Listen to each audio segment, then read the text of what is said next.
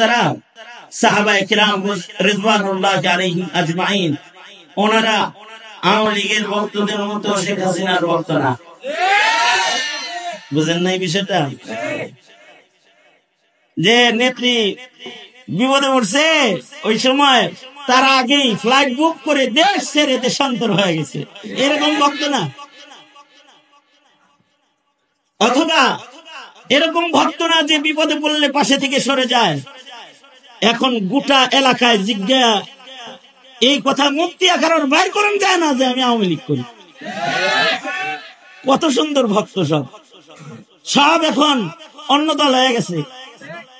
কিন্তু মুহাম্মদুর রাসূলুল্লাহ সাল্লাল্লাহু আলাইহি ওয়াসাল্লামের ১০০ লক্ষ ভক্তের কাফেলা ছিল এমন সাহাবায়ে কিরাম যারা জীবন দিবে কিন্তু নবীর পাশ থেকে সরবে না।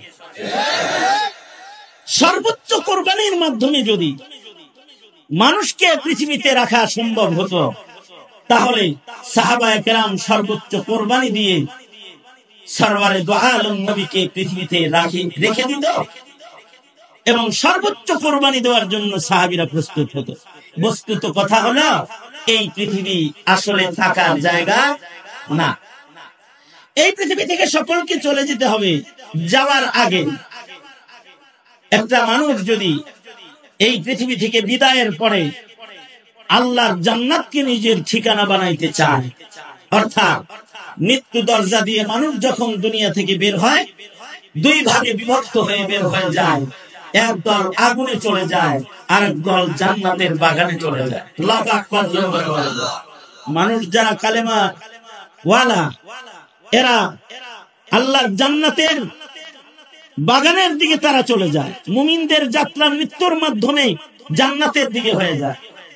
আর যারা বেঈমান, যাদের কালিমা নাই, ঈমান নাই, তাদের মৃত্যু নামক দরজা দিয়ে যাত্রাটা আগুনের দিকে হয়ে যায়। এমনকি বিচার দিবসে আল্লাহ যেদিন বিচার করবেন, বিচারের পরেও দুই দল হবে। এক দল আল্লাহর জান্নাতে, আল্লাহর কাছে চির সুখের জান্নাতে চিরদিনের জন্য জায়গা পাবে, আর আরেক দল চির দুঃখের জায়গা জাহান্নামে চিরস্থায়ী ভাবে নিক্ষিপ্ত হয়ে যাবে। মানুষগুলো দুই প্রকার হয়ে যাবে। যাদের ঈমান আছে তারা কোনো না কোনো এক সময় আল্লাহর জান্নাতে প্রবেশ করবে। যাদের মুখে আছে বিশ্বাসের সাথে ওই কালিমা লা ইলাহা ইল্লাল্লাহ, জবান খুলে বলেন লা ইলাহা ইল্লাল্লাহ, এই কালিমা যাদের মুখে আছে, এরা কোনো না কোনো দিন আল্লাহর জান্নাতেই তাদের স্থায়ী ঠিকানা। কালিমার বদলায়, ঈমানের বদলায় তাদের ঠিকানা আল্লাহর জান্নাত হয়ে যাবে। কিন্তু যাদের মুখে কালিমা নাই, একবারের জন্য মুখে উচ্চারণ করে নাই আবু তালিবের মতন, নবীজি আবু তালিবকে বলেছিল, চাচা একবার বলেন লা ইলাহা ইল্লাল্লাহ, একবার বলেন। আপনি যদি একবার কালিমা বলেন, আশফাউ বিহা ইনদাল্লাহ, তাহলে আমি আল্লাহর আদালতে এই কালিমার কারণে আপনার জন্য শাফাআত করব। অথবা উহাজ্জু বিকা বিহা ইনদাল্লাহ, আমি আল্লাহর সাথে বিবাদ করব আপনাকে জান্নাতে নেওয়ার জন্য। বাড়াবাড়ি করে হলেও আল্লাহর কাছে শাফাআত করে আপনাকে আমি জান্নাতে নিয়ে যাব।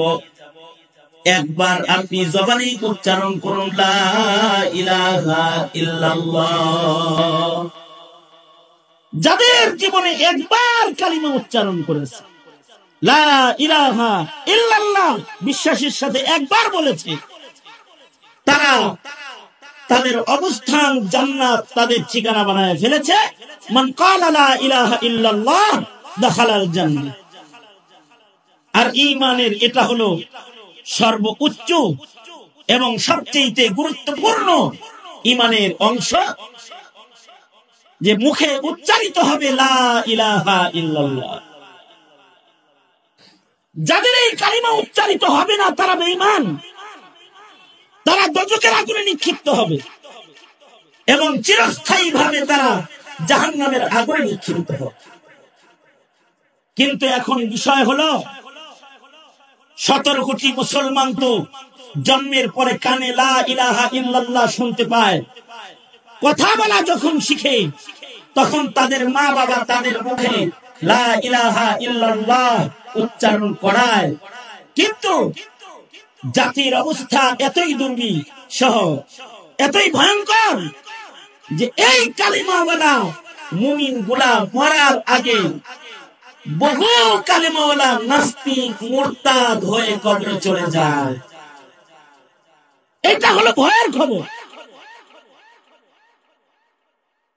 এখন আপনার সন্তান কি কালিমা নিয়ে কবরে যাবে না কালিমা ছাড়া কবরে যাচ্ছে? এইটা একটা পেরেশানি প্রত্যেকটা মুসলমানের এখন।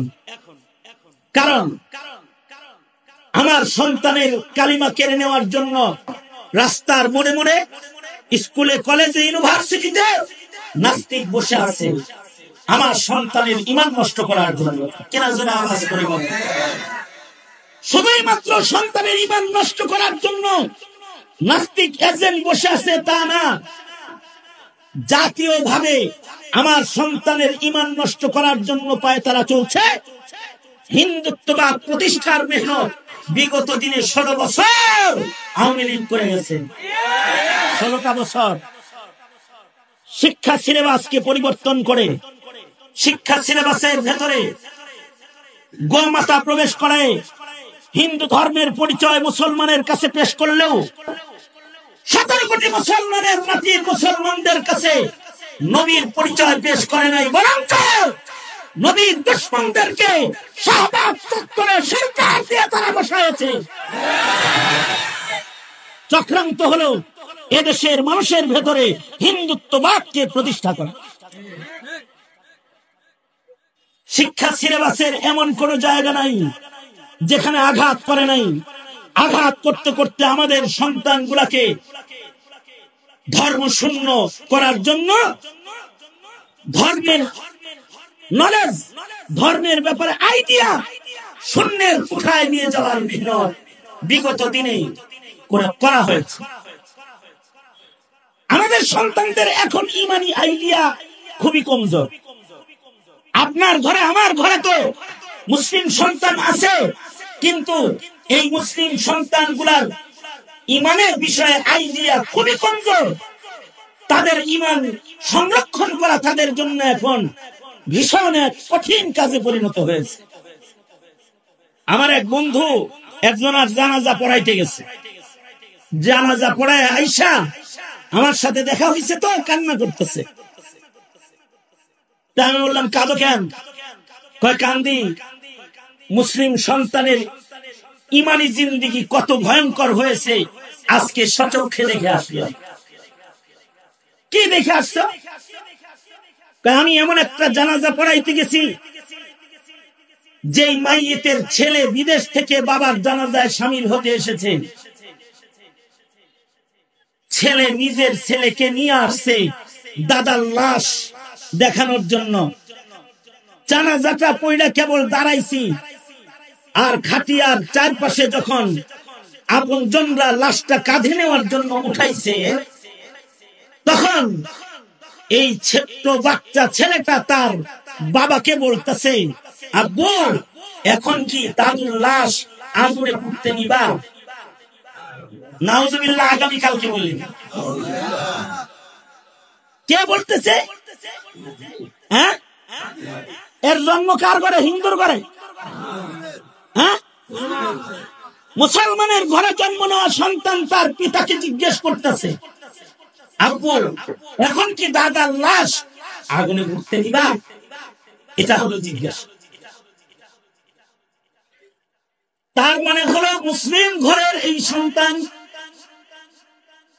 মুসলমানের মৃত্যুর পরে বর্জ্য করে যে একটা জিনিস আছে, এই ইমানটা মুসলমানের সন্তানের নাই। তার মানে হলো এই সন্তান জানে না মুসলিম মরার পরে তাকে কবরস্থানের জায়গা দেওয়া হয়। কবরস্থানের কবর গুলোর হাল হলো, কারোর কবর জান্নাতের বাগান, কারোর কবর দোজখের খণ্ড। আল্লাহর রাসূল বলেছেন, কেউ যদি ঈমান আমলের সম্বল লইয়া কবরে যায়, তাহলে কবর গুলোই তার জন্য জান্নাতের বাগান হয়ে যায়। আল কবরু রাউযাতুম মিন রিয়াজিল জান্নাহ আও হুফরাতুম মিন হুফারিন নার। আল্লাহর রাসূল বলেছেন, কবর কারোর জন্য জান্নাতের বাগান, আবার কারোর জন্য কবরটাই দোজখের খন্ড। অর্থাৎ যে ঈমান নিয়ে কবরে যাবে, নেক আমল নিয়ে কবরে যাবে, ডান পাশে নামাজ হবে, বাম পাশে রোজা হবে, মাথার পাশে কোরআন পাহারা দিবে, নেক আমল তার সাথে কবরে যাবে, তো তার কবরটাই আল্লাহর জান্নাতের বাগান হয়ে যাবে। আল্লাহু আকবার। আর যদি ঈমান তার কবরে না যায়, তাইলে কবরটাই তার জন্য দোজখের খন্ড হয়ে যায়। ভয়ের খবর হলো, এখনকার সন্তানরা, প্রজন্মের মুসলমানেরা বর্জক সম্পর্কে ঈমান মজবুত ভাবে সংরক্ষণ করে না। সঙ্গত কারণে তারা কবরকে ভয় করে না, কবরকে তারা ভয় করে না। কারণ এখনকার সন্তানরা তো নাস্তিকদের আক্রমণে কবরের আযাব বিশ্বাস করে না অনেকেই, এমনকি পুনরুত্থান বিশ্বাস করে না। আপনারা বলুন তো, কেউ যদি কবরের বিশ্বাস, আযাবের বিশ্বাস অথবা পুনরুত্থানের বিশ্বাস না করে, না রাখে, তাহলে সে কি ঈমানদার নাকি বেঈমান? জোরে আওয়াজ করে বলেন, ঈমানদার না বেঈমান?